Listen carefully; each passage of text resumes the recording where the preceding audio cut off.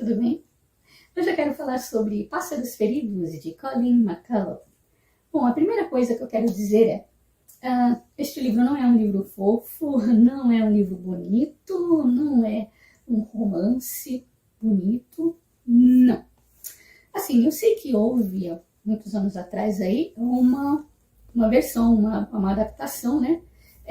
Só que em forma de minissérie, né? Muito tempo atrás, inclusive com o Richard Chamberlain, né? Lindo, maravilhoso, tudo muito bonito, o filme muito bonito, muito bem feito, inclusive a série passava no SBT e eu lembro o Silvio Santos, né? Ele falava que prepare o seu lencinho, né? Porque agora vai começar os Pássaros Feridos, não sei o quê, porque você vai chorar e você vai se emocionar e aquela coisa toda, muito linda, muito bonito, né?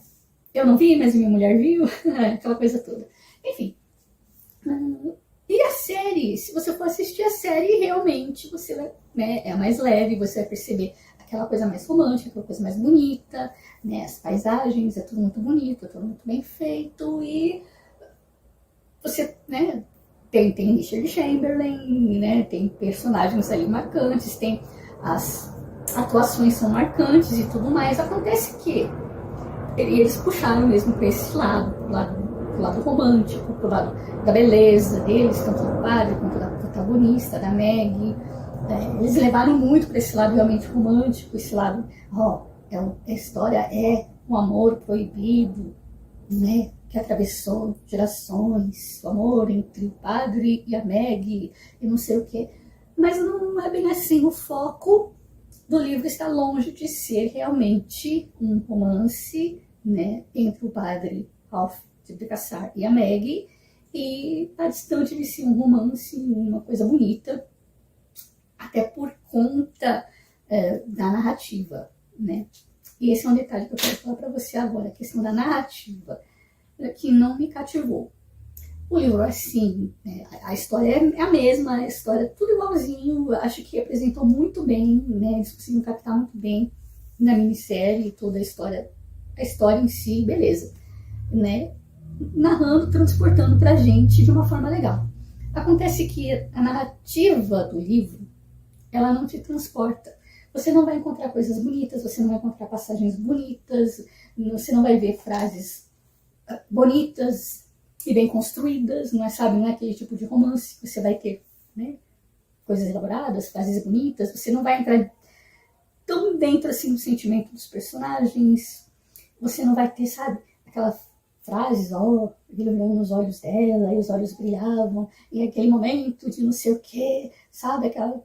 Não vai ter, você não vai ter climas, você não vai ter nada assim muito bem definido, muito bem narrado, por mais que o livro seja um livro, né, olha só, é um livro, né, grosso, temos muitas páginas aqui, mas você não consegue imergir na narrativa por conta disso. Embora ela seja extremamente detalhista, e eu acho que talvez seja esse problema, muitos detalhes, mas assim, com palavras que não te imergem, sabe? Ela é muito seca, é uma narrativa muito crua. Esse é o problema, a narrativa é crua. A história é linda, a história te prende, né? Apesar de ser um livro comprido, a história realmente te prende, mas você tá ali por causa da história, mas a narrativa, ela é um peso. Devo confessar, né? Devo admitir, devo confessar que realmente a narrativa não me chamou a atenção. Eu vou explicar por quê, talvez você entenda o que eu quero dizer. Que ela é crua, ela é seca, tudo é narrado de uma forma muito, assim, que parece até o Planeta Animal, sabe? Animal Planet, assim, acaba sendo, parece que um documentário. Porque tem coisas que é legal, claro, a gente vai ver, a gente vai entender que a história toda se passa ali numa área rural, numa área distante, que a gente nem conhece tanto, né? A gente não ouve falar tanto assim aqui, né? Que para nós seria interessante mesmo conhecer, né? Parte ali da Austrália, como que é a vida ali, como é que eles vivem ali. E a gente vai entender um pouco melhor como é que que a criação de ovelha ali é uma prática muito forte. Então a gente conhece melhor ali a Austrália, porque para nós é interessante, porque a gente não conhece. Então é bom, eu acho legal. Só que não da forma que ela faz. Você vai entender, eu vou explicar. Né? Interessante, interessantíssimo. Né? Como eles vivem, a criação das ovelhas e tudo, climas e tudo mais. Mas isso não é feito de uma forma para romance, de uma forma assim, para um livro que te prende, um livro que te faz emergir, que te faz entrar na cena, imaginar a cena, porque é tudo muito cru. Um exemplo, só um exemplo básico. Né? Nós vamos ter aqui a nossa personagem, uma das personagens protagonistas, a Maggie, e em um determinado momento ela vai estar livre, feliz, porque a velha Mary Carson tinha morrido e agora a propriedade de Drogheda era dela e da família. E ela finalmente vai convencer o pai a deixá-la, pelo menos uma vez na vida, tocar as ovelhas, fazer um trabalho que até então ela não era vista como incapaz, como uma qualquer, como uma coitadinha, como uma não sei o quê. E ela vai convencer o pai a deixá-la a trabalhar, a cavalgar. Ela não sabia cavalgar, quem ensinou foi o padre Ralph, então ela vai estar se sentindo, pela primeira vez na vida, uma mulher independente, uma mulher que sabe cavalgar, porque graças a alguém lá atrás ensinou, e ela aprendeu o cuidado ali com os animais, com os bichos, e ela vai, nesse dia, ela está super feliz, a narrativa é assim, ela se sente livre, feliz, está cavalgando, levando ali o seu rebanho de ovelhas, né? Tocando as ovelhas para comer, e ela vai com o cavalo, e a narrativa diz, até então, você emerge, até então é legal. Que ela vai com 2 cavalos, um de um lado, com dois cachorros, 2 cães, um de um lado, outro do outro. Esses cães, eles vão latindo quando ela quer, quando ela precisa que as ovelhas corram, então eles vão latindo atrás das ovelhas, botando as ovelhas para correr mesmo, para elas correrem, apressar. E esses cães também servem para, se de alguma forma uma ovelha se extraviar para um lado ou para o outro, esses cães correm atrás para trazer a ovelha de volta. E sim, se a ovelha for desobediente, eles podem até atacar, pode puxar pela perna, pode morder, traz de volta, nem que seja arrastada, mas traz. Essa é a obrigação dos cães, essa é a função dos cães. E até aí é muito legal. Nossa, que interessante, né? Ela tava lá com as ovelhinhas e não sei o que, isso é legal, você acaba emergindo. Aí vai vendo. Aí você tá até entrando na ideia, você tá até entrando na cena. Aí ela começa. Que estava um calor absurdo e que não sei o que. E que os cavalos abanavam as caudas para afastar as moscas, porque tinha muita mosca e não sei o que. E aí ela começa a falar que essas moscas incomodavam ela. Aí daqui a pouco ela vai falar das moscas, que essas moscas eram as mesmas moscas que gostavam de botar seus ovos no furico das ovelhas. Sinceramente, né? Por quê? Porque ali era um lugar quentinho, úmido e, digamos assim, sujo. Era local próprio para que realmente as moscas se depositassem ali no furico das ovelhas, os seus ovinhos e não sei o quê. Que essas mesmas moscas, naquele calor absurdo, eram as mesmas moscas que estavam pousando e incomodando ela e os cavalos e não sei o quê. E aí você, cara... Tipo, acabou, sabe? Você vai entrando na ideia, aí você começa a ouvir isso daí, ai não, dá licença, meu. Ai, realmente, parece, é muito técnico, muito cru, parece realmente ali um documentário ali do Discovery Channel, de animais mesmo, ou Animal Planet, qualquer coisa assim, e não te envolve, sabe? É um balde de água fria, assim. De repente vem uma cena dessa no nada. É coisa do tipo. Enfim, eu não gostei disso. Até não existe detalhes, até mesmo algumas cenas mais assim, né, que você acha, umas cenas românticas, cenas de amor, tem até umas cenas de sexo, até mesmo entre a Meg e o marido, que ela vai ter um marido. Isso é extremamente cru, muito estranho, não me desce, eu não gostei. Também parece também Animal Planet e tal. Com relação romance, ai, o padre Ralph, não sei o quê. Também não tem um beijo, um beijo que ele na nela durante toda a saga, uma cena de sexo uma vez, que é quando ela vai engravidar dele, vai ter um bebê e pronto, e acabou. Uma. E assim, a narrativa crua, não é? Vai dizer, na parte dela não, vai dizer que realmente foi muito diferente da forma como era com o outro lá, com o marido dela, e não sei o que, não sei o que, não sei o que, para o padre. A única coisa que ele vai dizer é que realmente foi a maior, que ele nunca se sentiu tão próximo de Deus quanto naquele momento, e que não sei o que, não sei o que, e é tudo que ela vai narrar aqui pra gente, e não tem nada mais. Então é realmente uma coisa seca para o padre, realmente ele vai dizer isso várias vezes, tudo no beijo que ele deu nela há um tempo atrás, até mesmo nessa única cena de sexo realmente que nós vamos ter, para ele vai dizer como se fosse um sacramento, era uma obrigação espiritual que ele sentia, que ele tinha naquele momento, não é? E, enfim, é isso que nós vamos ter. Eu achei o tempo todo, né, a narrativa assim muito seca dessa forma. Nós temos personagens interessantíssimos, a história é legal, ela te prende, né?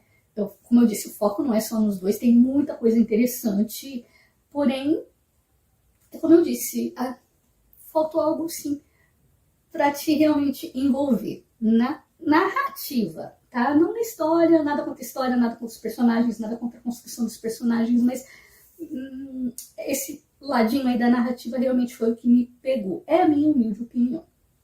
Mas a história então é essa, né? A história de Meg Clearly, uma criancinha, até então uma criancinha de 5 anos, e vai acontecer que a família dela vai se mudar para uma grande propriedade chamada Drogheda, porque o pai dela, né, Paddy, ele é irmão de uma multimilionária, de uma mulher muito milionária, né, da Austrália, então eles têm que fazer uma grande mudança para a Austrália, para esta propriedade chamada Drogheda. E lá então eles vão viver, porque essa Mary Carson já é muito idosa, e ela, como ela tem esse único irmão, a qual ela não se correspondia, nem via já há muito tempo, há muitos anos, então ela disse, venha, você vai tomar conta de Drogheda depois de mim, então eu quero que você aprenda tudo, eu quero que vocês, até os seus filhos podem trabalhar aqui também, eu quero que vocês aprendam o trabalho, a lidar com as ovelhas, a lidar com tudo aqui, enfim, eu quero vocês aqui. Então essa família toda se muda, inclusive a Meg, que era pequenininha. Havia o padre da região, que era um padre chamado Ralph de Bricassar, e era um homem muito bonito. É o que vai dizer o livro, que realmente era muito bonito, ele se destacava pela sua beleza, pela sua juventude, era muito jovem, muito bonito e tudo mais. E também muito ambicioso, né, no sentido de... ele mesmo não se dava conta, né, do quão ambicioso ele era, porque ele queria o máximo para a igreja, tomar conta da igreja e tudo mais. Então ele tinha essa amizade muito grande com a Mary Carson, né? Porque ela, por ser muito rica, ela também dava generosas contribuições para a igreja. Isso era bom, era do interesse dele. Tanto que ela até estava pensando, né, se o padre se comportasse direito, mas se ela, né, se sentisse segura de que a fortuna dela estaria em boas mãos, ela passaria tudo para a igreja, no nome do padre, né? Ou melhor, seria tudo da igreja, sim, mas sob a tutela do padre Ralph de Bricassar. Ele estaria sempre ali vendo, né, como é que estavam as coisas, como é que estava ali a propriedade, que aquela propriedade a partir de então seria da igreja. Ok, esse padre então conhece Meg, né, essa criancinha, e desde então ele tem, assim, um carinho muito grande por ela como se fosse uma filha que ele nunca teve, que nunca haveria de ter. E ele vê o quanto essa menina sofre por ser uma menina, né, no meio ali de tantos irmãos, e o quanto ela é desprezada pela mãe, inclusive por ser menina, não é? Porque os filhos são filhos, os filhos podem trabalhar, podem fazer as coisas, mas, né, a Meg era então muito desprezada, muito sozinha, muito quietinha, muito na dela. E o padre, então, ali tem aquela menina como a sua grande protegida e vai fazer de tudo para que ela tenha uma boa educação, para que ela aprenda, que ela tenha chance, como todos os meninos, de um dia tomar conta de Drogueda, vai ensiná-la a cavalgar, que ela até então não sabia. Enfim, ele vai se preocupar com o bem-estar geral dessa criança e felicidade dessa criança. Essa criança, Meg, vai se apegar muito a ele e ele vai colocá-la num pedestal. Não é? Essa é a verdade. Ela é tudo para ele na vida dele, mas ela é algo assim endeusado, colocado num pedestal de fato. Não é? Ela é a alegria de viver dele, é a razão de viver dele, é a alegria dele, né? Cada vez que ele a vê e tal. Isso vai acabar sendo mal interpretado pela Meg no decorrer do tempo, no decorrer dos anos. Ainda novinha, ela vai começar a confundir as coisas realmente, vai começar a querer outras coisas, e uma amizade, né, vai passar um pouco além dos limites ali, ela vai querer beijá-lo, não sei o que, ela vai crescer, ele vai começar a se incomodar, ele mesmo vai dizer, olha, as pessoas vão começar a falar, né, você já é bem grandinha, e eu, não pode mais ter tanto contato, tanta amizade assim, mas você sempre vai ser minha garotinha, minha menininha, e não sei o que. É assim que ele vai vê-la, né? Apesar de ser um padre muito bonito, muito jovem, mas ele realmente é muito mais velho do que ela, ok? E o tempo vai passar realmente e o que vai acontecer? Essa mulher, Mary Carson, vai morrer. A Meg, ainda que ela que vai insistir, né, para que o padre Ralph a veja, porque ela vai se apaixonar em determinado momento por ele, se apaixonar realmente por ele, e ele a ama, ele tem essa paixão, mas assim, é algo, como eu disse, é algo platônico, é algo assim, que ele a colocou no pedestal e ela, só que ela não vê dessa forma, ela quer mais do que isso.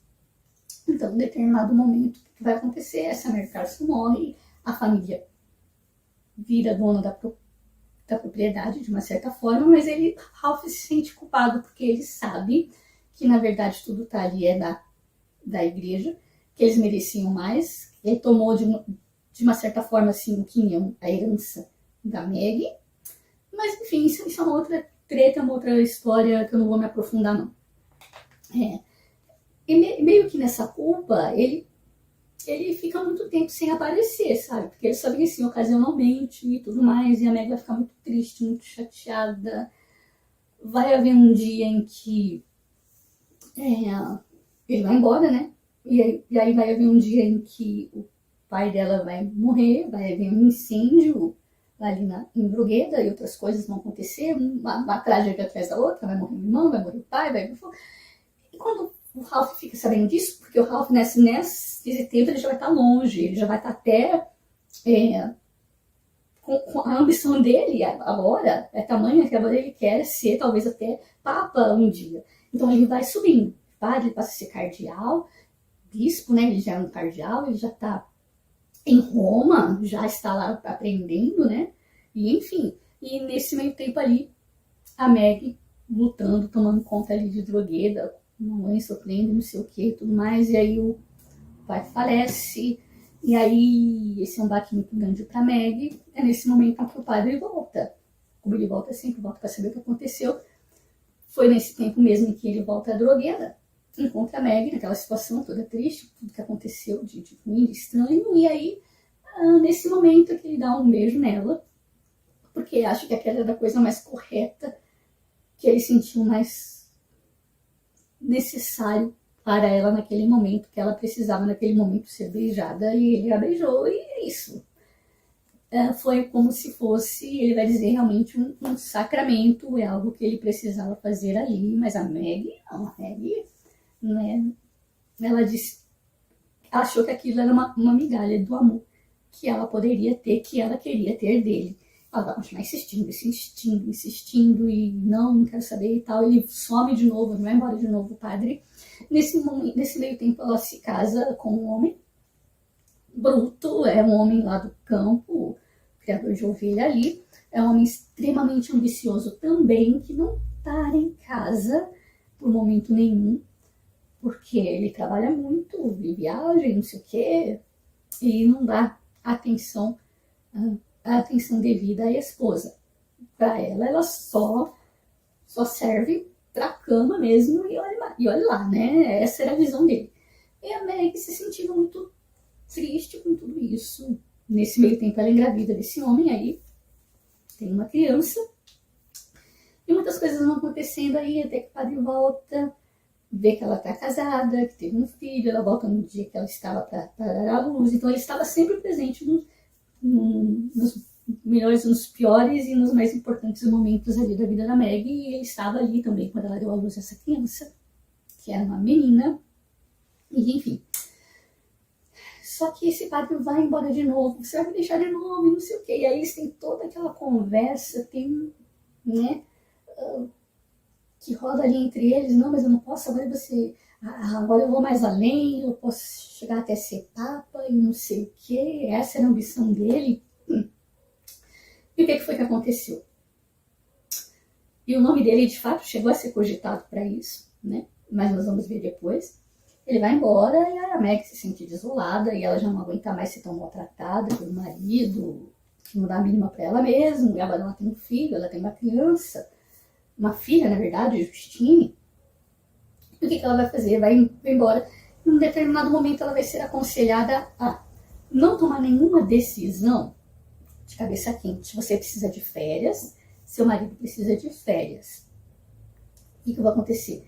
Eu vou chamar o seu marido tem que tomar conta de você, porque assim, toda vez que o marido saía, ele deixava ela na casa de uma mulher, de uma conhecida lá, e ela ficava morando ali, e essa mulher tomava conta, e ela sabia, ela via o sofrimento ali da Meg. Ela via quanto esse marido não dava a mínima para ela, só trabalhava, e mesmo assim, quando estavam juntos, ele era bruto, ele era rude, e aquela coisa toda.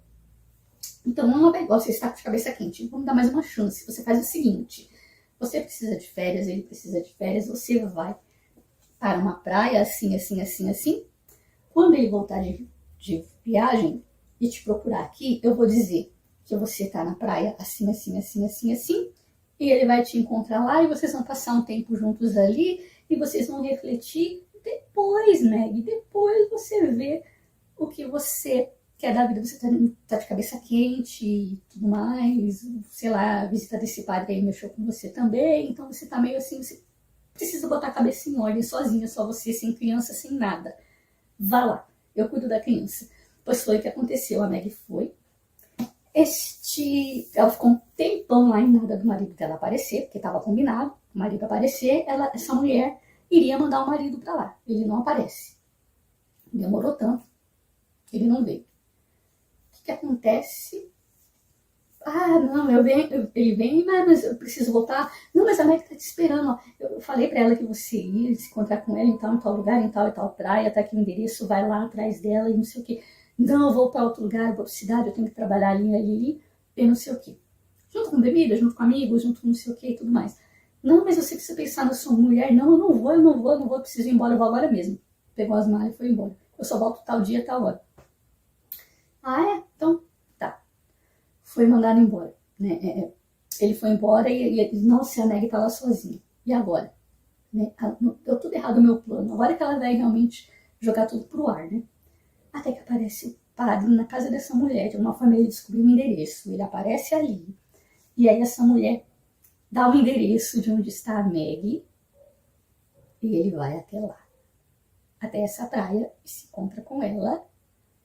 E aí nós vamos ter um reencontro, nós vamos ter ali, né, uma cena ali de amor, e tudo mais. E porque de fato ali ela entendeu que o marido não queria ela, não dava a mínima para ela realmente. Quem apareceu ali foi justamente o padre Ralph. E mais uma vez ele vai dizer que ele fez aquilo que ele achava certo, aquilo que ela precisava ali naquele momento, porque ela estava muito desorientada, muito perdida, muito tudo, sem fé e tudo mais. Inclusive a fé é uma dessas questões que ela vai se apegar muito de propósito ali, então ela vai ter essa relação ali com o Ralph, vai engravidar dele, e nesse momento, só que ninguém vai saber, vai pensar que é do marido, só que ela vai pensar assim que aquilo é de uma certa forma, é como se ela estivesse ali se vingando de Deus por ter tirado o Ralph dela, por ter colocado ela nessa situação tão difícil na vida, por ter tudo dado tão errado com ela desde o começo, que ela já brigava com Deus, já sabe, assim, raiva mesmo de Deus, porque o Ralph amava mais a Deus do que ela, e de fato, ou talvez ele não amasse mais a Deus, mas o senso de responsabilidade que ele tinha e aquilo que ele queria almejar para a vida dele, ele precisava, né, seguir o futuro dele e se tornar ali um cardeal, talvez até um papa, enfim.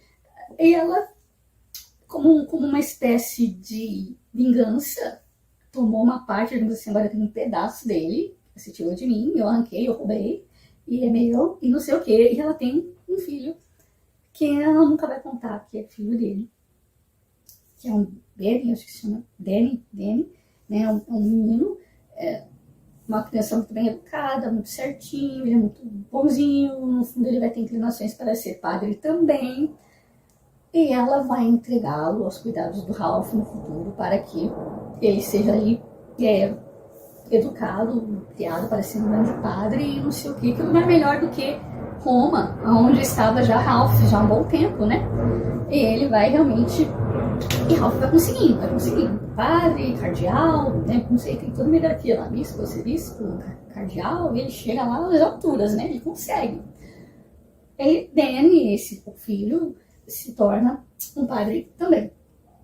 E aí vai acontecer muitas coisas, vai se desenvolvendo toda a história, uma nova geração, né? Nós temos aí a Justine, e aí nós vamos ver o que aconteceu, como é que foi aí, como é que se desenvolve aí o arco, né? Dentre o filho, o Danny, ali se tornando padre, sendo criado, sendo educado ali pelo próprio pai, né? Que o toma ali como tutor, como protegido dele de todas as formas, sem mesmo saber que é filho dele, e nós vamos ver tudo isso, como aconteceu, como é que se deu toda essa situação, o desenrolar dessa história toda, que sim, é muito bonito, é muito interessante, em determinados pontos nós vamos ter personagens maravilhosos, cada um com uma personalidade muito forte, cada um com um arco muito interessante.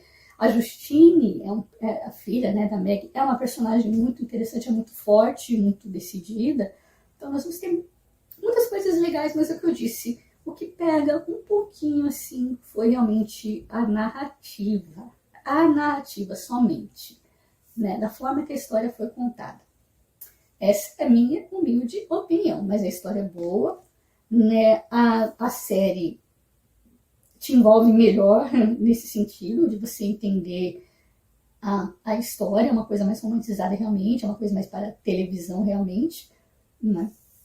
É que nós vamos ver que não é uma história muito bonita não, tem muita tristeza, é muita coisa, muito sofrimento, e tem mesmo, é muita tragédia, muita coisa, muita gente morrendo, muitas reviravoltas, é a vida sendo dura com muita gente, com muitos personagens, então não é à toa que o livro chama Pássaros Feridos, né? Sofrimento mesmo. Pessoas que às vezes provocam o próprio sofrimento e que carregam aquela amargura durante tanto tempo. E eu vou ler aqui o comecinho, que é baseado nesse trecho, né, da lenda do pássaro. Existe uma lenda acerca de um pássaro que só canta uma vez na vida, com mais suavidade que qualquer outra criatura sobre a terra. A partir do momento em que deixa o ninho, começa a procurar um espinheiro alva e só descansa quando encontra. Depois, cantando, entre os galhos selvagens, empala-se no acúlio mais agudo, mais comprido, e morrendo sublima a própria agonia, e despede um canto mais belo que o da cotovia e do rouxinol. Um canto superlativo, cujo preço é a existência, mas o mundo inteiro para ouvi-lo, e Deus sorri no céu, pois o melhor só se adquire à custa de um grande sofrimento. Pelo menos é o que diz a lenda, né? E essa é uma das lendas, é uma das histórias que o Ralph vai contar para ela ali. Então é uma história muito bonita, realmente vale a pena. Pássaros Feridos de Colin McCullough. Até mais, espero que vocês tenham gostado, até a próxima.